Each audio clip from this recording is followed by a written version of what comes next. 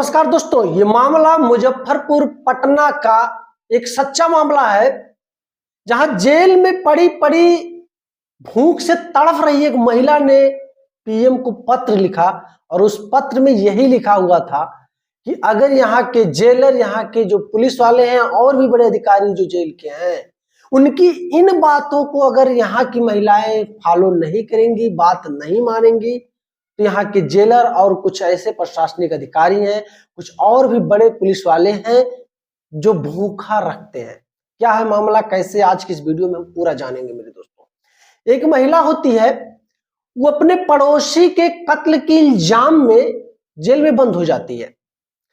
Jail में जब वो जाती है तो उसके साथ महीने 2 महीने ठीक ठाक चलता है, लेकिन उसको ये चीज समझ में आ चुका था कि जेल में बाकी और महिलाओं के साथ बहुत गंदे सलूक किए जा रहे हैं यहाँ के बड़े अधिकारियों के द्वारा।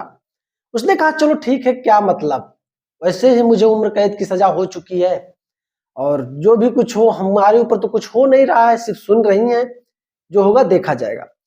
धीरे धीरे जब 2 महीने गुजर गए, 2 महीने के बाद जब इसके ऊपर भी वही घटना घटित होने लगी, यानी कि जेलर और बड़े पुलिस वाले और भी प्रशासनिक अधिकारी जो थे, जिसकी बातें ये नहीं मान रही थी, जिसके साथ ही रात में उनके कमरे पे नहीं जा रही थी, तो इसको भी भूखा रखा जा रहा था। अब जब ये चीज इसने फेस किया, लगातार 5-6 दिनों तक इसको खाना नहीं दिया गया, सिर्फ पानी और कुछ 1-2 टुकड़े ताकि ये जिंदा रह सके, और इसी के दम पे इसको रखा गया। अब इसके कुछ रिश्तेदार थे, कुछ भी इसके घर वाले थे, इससे जब मिलने जाते तो ये अपने घर वालों से भी इस बात का जिक्र करती कि यहाँ के जो प्रशासनिक अधिकारी हैं, यहाँ के जो जेलर हैं, जो और पुलिस वाले हैं, उनका हाव भाव, उनका रवैया ठीक नहीं है। ये लोग यहाँ की महिलाओं के साथ बहुत दुराचार कर रहे हैं। बड़े अधिकारियों तक इस बात को पहुंचाओ। उनके घर वाले, उनके उस लड़की, उस महिला के रिश्तेदार वाले इस बात को वहां के एसपी, एसडीएम, डीएम के साथ ये सारी बातें साझा करते थे एक पत्र के माध्यम से, लेकिन सुनवाई कुछ भी नहीं होता था। उसको एक गर्म नर्म बस्ते में डाल दिया जाता था उस पत्र को, और उस पत्र पे कोई भी एक्शन नहीं लिया जाता था। धीरे धीरे करके वो महिला टूटने लगी, जेल की और भी कई सारी महिलाएं टूटने लगी। उन महिलाओं के साथ हर दिन वही प्रताड़ना हो रहा था, बारी बारी करके इस तरीके से लाइन में खड़ी थी, नंबर एक का एक आता जाता था। ये महिला बहुत दुखी हो गई, इसके पास कुछ शब्द नहीं थे, लाचार हो चुकी थी। इसको ये तो मंजूर था कि इसने अगर गलत काम किया है, उसका सजा कोर्ट ने इसको दे दिया है, लेकिन अब जेल में रहने के बावजूद भी इसके साथ इस तरीके का व्यवहार यहाँ के पुलिसकर्मी और यहाँ के जेलर और भी बड़े प्रशासनिक अधिकारी करें, ये इसको मंजूर नहीं था।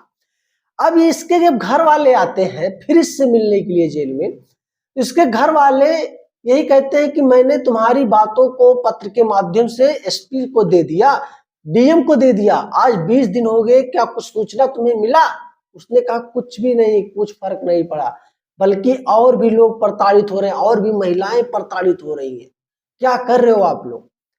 अब इसके घर वाले भी बहुत उदास थे, क्या करें, किसके पास जाए, समझ में नहीं आ रहा था। जेल में बैठी बैठी महिला ने ही अपने दिमाग को तेजी से दौड़ाया और एक बेहतरीन प्लान किया, और उसने बताया कि ऐसा करो, तुम लोग एक सादा पेज लेके आओ और किसी न किसी माध्यम से मुझसे उस पर सिग्नेचर करवा लो, और जो शब्द मैं बोल रही हूं उसी शब्द को अच्छे से जाके बाहर टाइप करवा लेना, और उसी पत्र को लिफाफे में रखकर पीएम नरेंद्र मोदी को इस पत्र को भेज देना।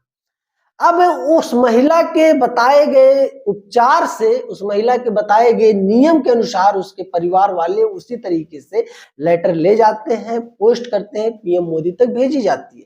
हालांकि 2-3 बार लेटर गया, लेकिन पीएम मोदी की तरफ से भी, यानी कि पीएम मंत्रालय से भी कोई वहां से जवाब नहीं आ रहा था। अब ये टूट रही थी अंदर से अंदर, आखिर क्या किया जाए, कैसे क्या हो। लेकिन चौथी बार इसके जीवन में हो जाता है चमत्कार। फिर ये जब पत्र उसी तरीके से लिखती है, इसके पत्र पीएम तक जाता है। पीएम जब इस मामले को सुनते हैं, संज्ञान में लेते हैं, सच बता रहे हैं, पीएम नरेंद्र मोदी तक के होश उड़ जाते हैं कि मुजफ्फरपुर पटना में इतने बड़े घटना को अंजाम दे जा रहा है, जेल में कैदी महिलाओं के साथ इस तरीके से दुर्व्यवहार किया जा रहा है, आखिर इतना बड़ा प्रताड़ना क्यों? इस मामले को तुरंत संज्ञान में लेते हुए पीएम नरेंद्र मोदी यानी कि दिल्ली से इस मामले की जांच तुरंत शुरू हो जाती है और तुरंत वहां के जो जेलर होते हैं, वहां के और जो पुलिसकर्मी होते हैं और जो प्रशासनिक अधिकारी इन मामलों में मिले जुले होते हैं, उन सबके खिलाफ ठोस कार्रवाई की जाती है और सस्पेंड भी किया जाता है, उसके साथ उन लोगों को जेल भी हो जाता है।